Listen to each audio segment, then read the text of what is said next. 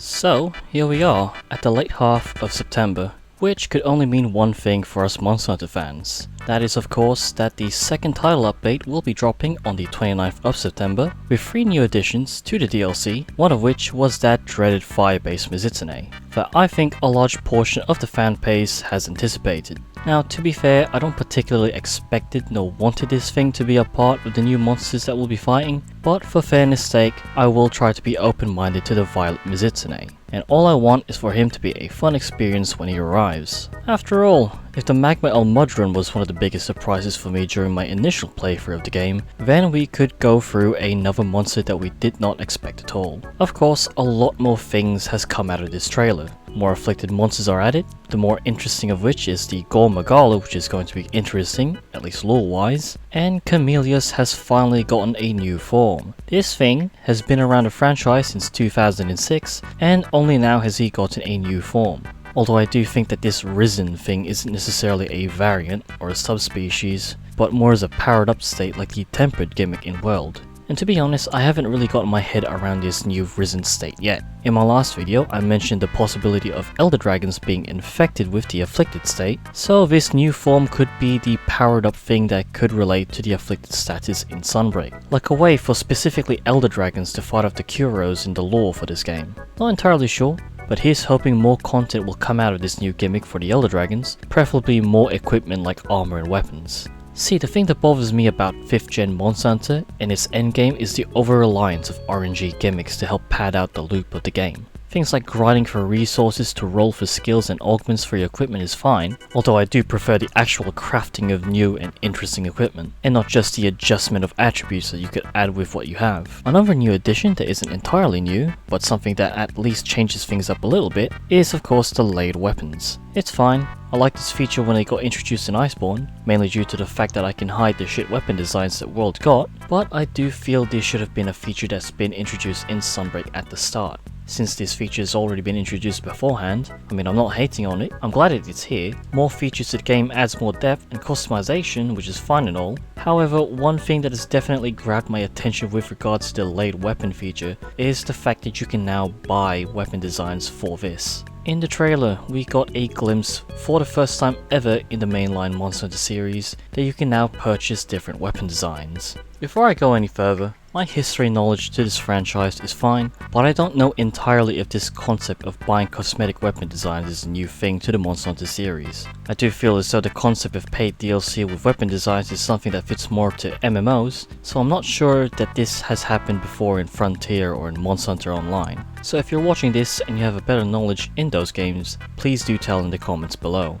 But for right now, I'm simply sticking to the recent games in the series. So to start things off, I want to say that I definitely share the sentiments with the majority of people that the concept of microtransactions is utter cancer. That has to be one of the main reasons why I don't really play any other games other than Monster Hunter and a few more titles. I have never gotten excited for a new release, or at the very least a AAA title, because of this bullshit for years. And I simply don't have the time or desire to play a game like that, where I need to buy more to experience the full game, regardless if it's cosmetic or not. I'll try and give you a really basic example of this. Back in 2010, I was really into the first Black Ops in the COD games. That was back then when a Call of Duty title was an actual video game and not a live service like it is now.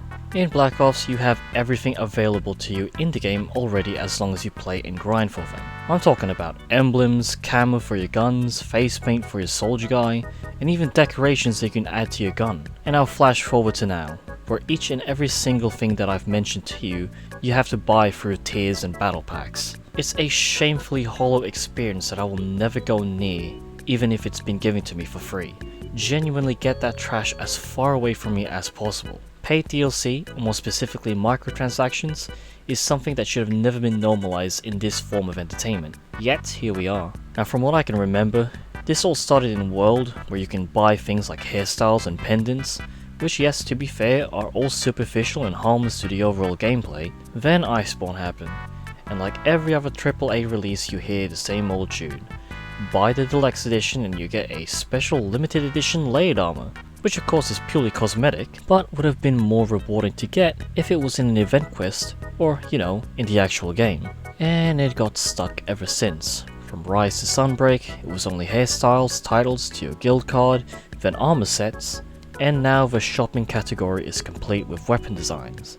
Going back to my Black Ops example, where back then you have to grind for the smallest superficial stuff like emblems and camos, that was the reason why I loved playing that game, because it felt rewarding in getting these things which overall didn't really change or enhance the game, but it was welcoming that it was there for free as long as you grind for it. And it's the same with Monster Hunter.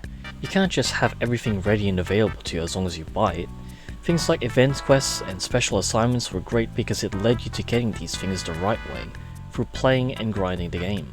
Who remembers the days of Monster Hunter Tri where you get to capture a Deviljho early into high rank, and you get this really cool greatsword? Or how about a pair of sunglasses? Bro, you can't just buy them in the eShop because first of all, it was called the Wii Shop channel, and secondly, you gotta fight a Royal Ludroth, a Legiacris, and a Goble to get a ticket for it. Now that I look back on it, I am really glad that I started in Tri, because that game really gave me the idea that these sorts of things, whether it's odd looking armor pieces or weapon designs, should be things that are supposed to be special and more rewarding to get. When it comes to Monster Hunter, the aspect of the long grind in getting a particular thing has been its identity, and it really is one of the few things in 5th gen Monster Hunter that really disappoints me. Not with all the streamlining and the accessibility for a wider audience for the game, but the fact that the series has adopted something that I think all game publishers should never consider. This Lost Code layered set is something of a rabbit hole that I think the franchise has unfortunately gone deeper during the run of 5th gen Monster Hunter. Yes, the paid content is hidden fairly well compared to other AAA titles.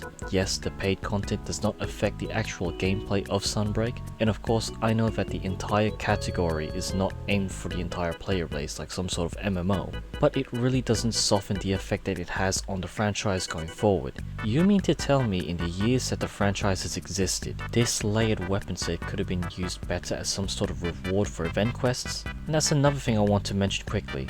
Never in the years that I've played a Monster Hunter game where the event quests just feel lacking and hollow. We went from the badass weapons and tries that you can get from event quests, like the Lion's Bane, the Rising Soul, the Sinister Saints, and that fucking awesome Sharklands, to the events in Rise, where you get stickers, literal emojis, and poses. I was one of the many people in the world that absolutely shat on the lazy slap-on designs that were given to us in that game. And when Rise came out, it was like a return to form for the series. And I'm looking at these Lost Code designs, and they look fantastic. You mean to tell me that these designs can't be a dedicated weapon tree that you can actually progress and craft? The steampunk weapons that we were given during the Anomaly quests were bloody fantastic as post-game content. One part of it was because you actually had to fight and grind for them. So these Lost Code weapons could have been the event quest equivalent to that. Like literally, give us some of the hardest post-game event quests and give us tickets to these weapons and boom.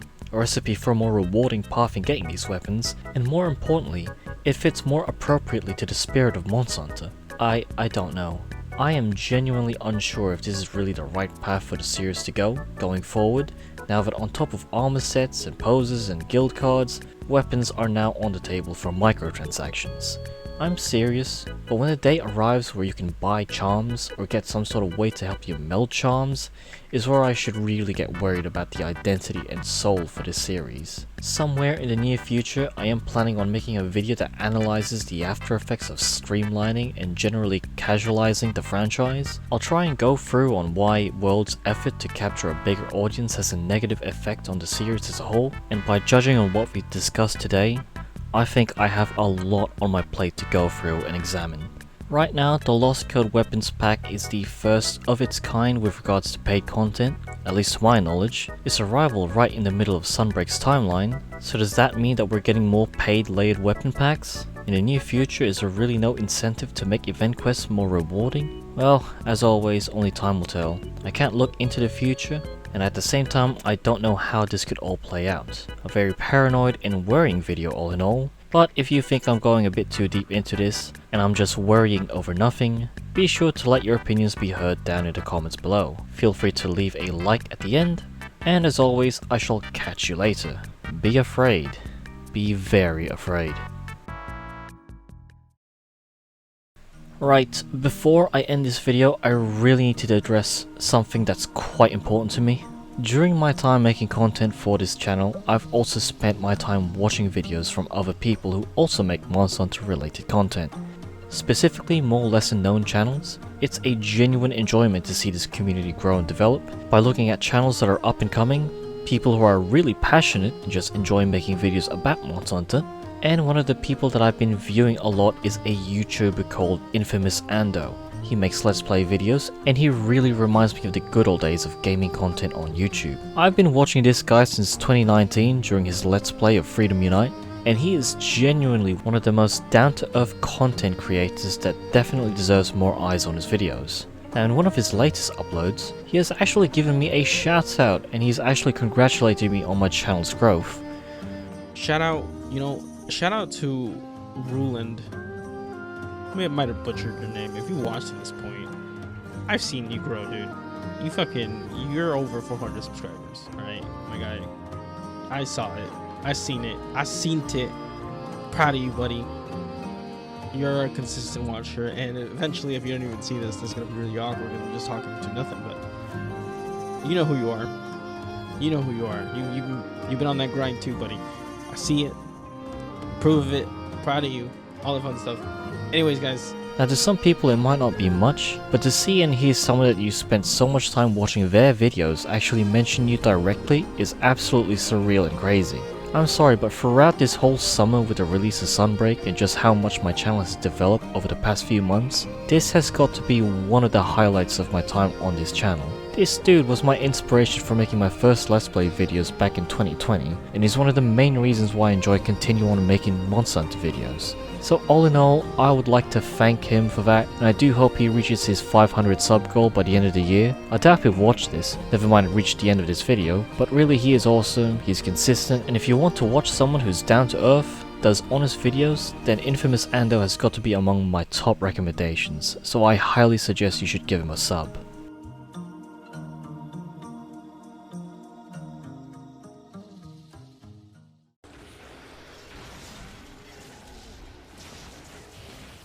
But Fongo, you piece of shit. You piece of shit.